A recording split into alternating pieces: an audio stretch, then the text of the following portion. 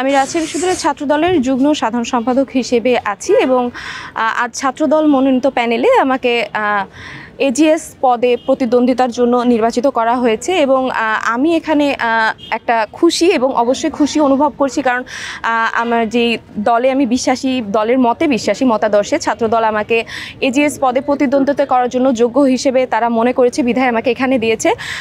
আমি অবশ্যই চেষ্টা করব শিক্ষার্থীদের নিয়ে তাদের ন্যায্য অধিকার, তাদের চাওয়া পাওয়া সব কিছু নিয়ে সামনে কাজ করার, এবং একজন নারী হিসেবে অবশ্যই আমি চাইব নারীদের নিয়েও কাজ করার, তারা যাতে সামনে এগিয়ে আসে। পরিশেষে একটা সমতার যাতে ক্যাম্পাস আমরা পাই এবং সবাই যাতে এখানে তাদের মত প্রকাশের স্বাধীনতা, তাদের যে কোনো ন্যায্য চাওয়া পাওয়ার জন্য দুইবার ভাবতে না হয়, তারা যেন তাদের ছাত্র প্রতিনিধির কাছে খুব সহজেই পৌঁছতে পারে। একটা দলের মতাদর্শে আমি বিশ্বাসী। যখন আমি সেই দলের মিছিল মিটিংয়ে যাচ্ছি তখন আমার কাছে দলের কাজ, কিন্তু এখানে আমাকে যখন বসানো হচ্ছে, আমাকে সাধারণ শিক্ষার্থীরা তাদের ভোটের মাধ্যমে তাদের প্রতিনিধি হিসেবে বসাবে।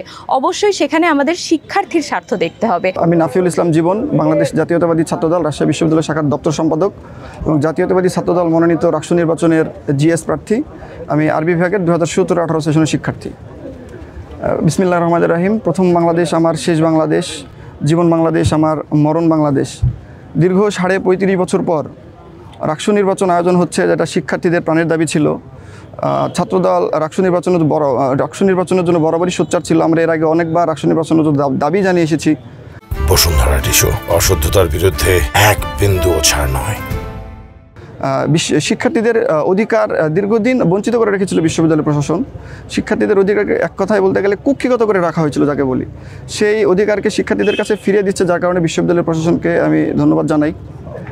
ছাত্রদল সাধারণ শিক্ষার্থীদের প্রাণের দাবি রাখসু সাধারণ শিক্ষার্থীদের আশা আকাঙ্ক্ষার প্রতিফলন ঘটবে, সে প্রত্যাশা আমি রাখি। প্রকৃত সাধারণ শিক্ষার্থীদের কণ্ঠস্বরী হবে জাতীয়তাবাদী ছাত্রদলের রাকসু। আমি রাজশাহী বিশ্ববিদ্যালয়ের লোক প্রশাসন বিভাগের 2017-18 সেশনের শিক্ষার্থী এবং বর্তমান মাস্টার্সের শিক্ষার্থী। আমি রাজশাহী বিশ্ববিদ্যালয় ছাত্রদলের সহসভাপতির দায়িত্বে আছি।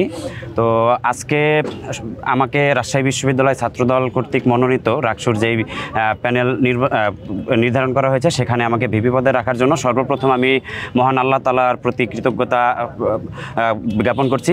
সেই মিডিয়া ট্রায়ালের ভিতরেও আমাদের রাজশাহী বিশ্ববিদ্যালয়ের ছাত্রদল আল্লাহর রহমতে এরকম কিছু কাজ করেছে যে সব সময় শিক্ষার্থীদের আমরা শিক্ষার্থীদের সবসময় তাদের পাশে ছিলাম, তাদের প্রশংসা করিয়েছি। 24-25 সেশন অর্থাৎ প্রথম বর্ষ তাদেরকে কিন্তু বাদ দিয়েই নির্বাচন করতে চেয়েছিল।